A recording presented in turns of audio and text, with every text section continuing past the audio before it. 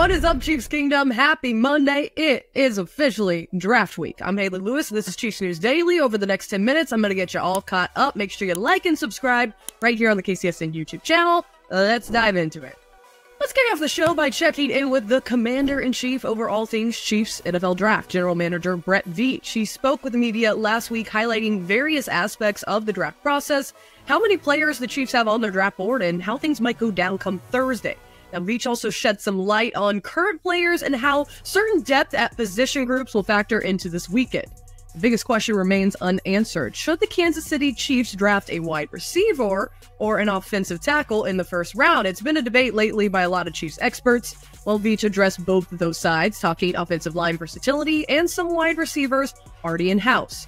As far as left tackle goes, Veach talks about the need for positional flex along the O-line when looking for players in the draft to develop. If Kansas City chooses to lean this way round one, here's what stands out in terms of importance. Yeah, we put a lot of stock in flexibility. As you mentioned, Nate, you even saw that last game of the year when we played the O-line. Coach had those guys playing different positions.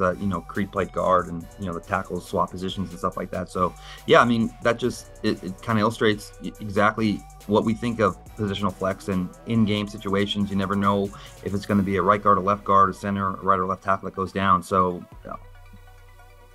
position flexibility does heavily weigh into it.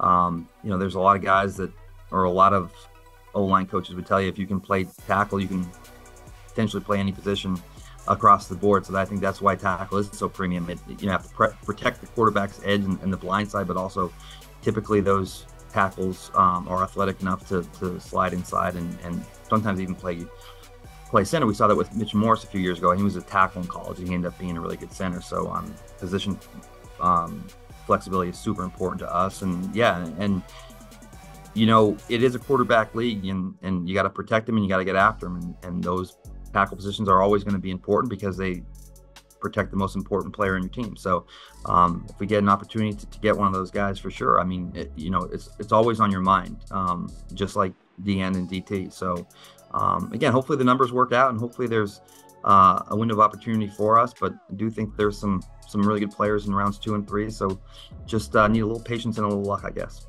Veach continued to talk about the wide receiver room and how Kadarius Toney and Sky Moore fit into the Chiefs' game plan. The Chiefs could choose to bolster up this group with a first-round pick as well, but Veach does say he thinks the team's receivers are talented and in a good spot. Obviously hoping both continue to improve, progress, and are able to be consistent playmakers for us. And I know Kadarius has obviously had a long history of injury issues, but he is probably our most talented wideout.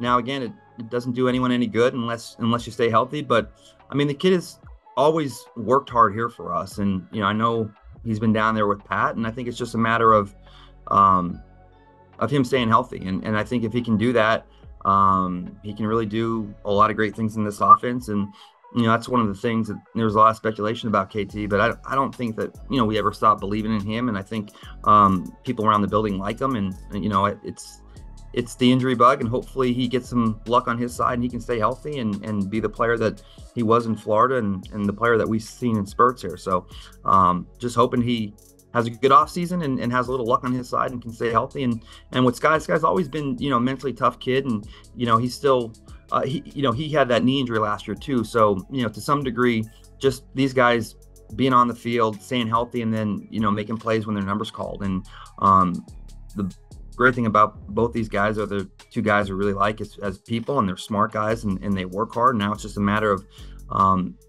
them putting themselves in position to earn consistent playing time and then make plays when their number's called. Let us know in the comments below what stood out to you during the Brett Veach presser and who you think the Chiefs should draft in round 1. Well, a lot have been wondering about the status of wide receiver Rashee Rice and his availability come fall with all his legal issues pending. With the draft less than a few days away, how will the Chiefs plan accordingly, not knowing if Rice will be on the sidelines this football season? Well, Monday morning, ESPN NFL insider Adam Schefter shared during the NFL Draft Special what is going on with Rice and why his legal troubles potentially could concern the Chiefs front office. He said, quote, "We'll see what the court system plays out and how the process plays out itself, but from an NFL standpoint, there's a very real possibility that at this point in time, Rashee Rice is going to be facing discipline from the NFL, a multi-game suspension." Schefter continues to say the Chiefs need to plan a good portion of their season without Rice. So the wait-and-see game continues. In the meantime, is it just business as usual for Rice? Well, by now I'm sure you've seen the videos flying around social media about Rashee Rice being back on the football field already. Phase 1 of the Chiefs' offseason program started this past week, and Rice was the topic of discussion, naturally many wondering if he would be seen working out with the team. Now, head coach Andy Reid addressed the comments on Monday, this was last Monday, leaving the law to handle things first, saying, "I'm leaving that like we've done for most of these, just for the law enforcement part of it to take place, and then we'll go from there." Now, Reid also pointed out that Rice would practice remotely during Phase 1, like many other players. Now, Rice turned himself into authorities 2 weeks ago and was released from jail after posting bond. He's recently been seen on social media working through field drills as well as more. How? Well, put simply, innocent until proven guilty. The league, like Reid says, typically wants for law enforcement to handle things first before stepping in. Now, until that happens, expect Rice to continue to work like normal. Mike Floria from Pro Football Talk does point out that the team could ask Rice to keep his distance as Phase 2 of the offseason program begins and more players arrive at the team's facility. He said, quote, "The most likely options include the league putting Rice on paid leave or the Chiefs and Rice agreeing that he'll stay away from on-site work, or the Chiefs releasing him and moving on." Now, again, law enforcement, which takes time, will be driving this situation, and the Chiefs will have to wait to respond accordingly. Rice faces a long road ahead through a long legal process, likely punishments from the league, and even $1 million civil lawsuit that has been brought against him.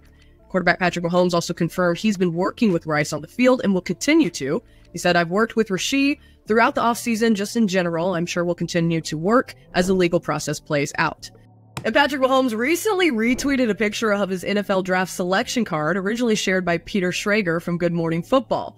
What's ironic about the draft pick is how the Chiefs moved up to the 10th pick by sending their number 27 selection to the Buffalo Bills, as well as a 2017 third-round pick and a 2018 first-round pick. So thank you so much, Bills. Thank you so much for bringing your worst nightmare here to KC. And former Chiefs wide receiver Tyreek Hill made a recent appearance on the $1 Million Worth of Game podcast. According to John Breach with CBS Sports, he said, quote, "The Dolphins star revealed one exact situation where he got called out by Mike McDaniel last season, and it came after Hill got manhandled by Chiefs cornerback L'Jarius Sneed, now former cornerback, during Miami's 26-7 wild card playoff loss to Kansas City. I guess even the cheetah gets humbled every so often." A lot of guys aren't used to that. A lot of guys aren't used to sitting inside of a meeting room, being the best player on their team their whole entire life, and then a coach saying, "Bro, you suck this play." You ever had somebody say that to you? Oh yeah, this year, Miami Dolphins. You know what I'm saying? Like the play against Sneed, the Chiefs. Everybody see this play against the Chiefs when motherfucker him into the flow. He called me out. He like, "Reek, bro, you supposed to be the best player in the league, and you got this guy putting hands all over you like that. Man, we pay you all this money for what?" And for me, I love that because I'm gonna take that to heart and I'm gonna get better from it. That'll never happen again to me in my life, man. You feel me? If a motherfucker not hold me accountable, I feel like I'm not gonna be able to get better. Well, we love a good QB breakdown. Former NFL QB and Mizzou legend Chase Daniels took some time to break down Mahomes to Hollywood Brown, saying on Twitter, "Mahomes to Hollywood, get used to it. Hollywood running a special seam route at the number 3 wide receiver. Look how he climbs on the Mike linebacker, then takes it high for a landmark of 18 to 22 yards versus single high zone. Details are what makes the Chiefs offense lethal." And another update from the gym, defensive end Charles Omenihu sharing on Twitter his comeback experience. Omenihu sharing this clip as he continues to work back from a torn ACL injury that kept him out of last year's Super Bowl game. All right, folks, that does it for another episode of Chiefs News Daily. As always, remember to join us on the LLC. That's our Loyal Listeners Club, a great place to interact with other fans and myself. Also, make sure to give us some love here today on this episode. Like and subscribe right here on the KCSN YouTube channel, and we will see you guys tomorrow. Have a good rest of your Monday.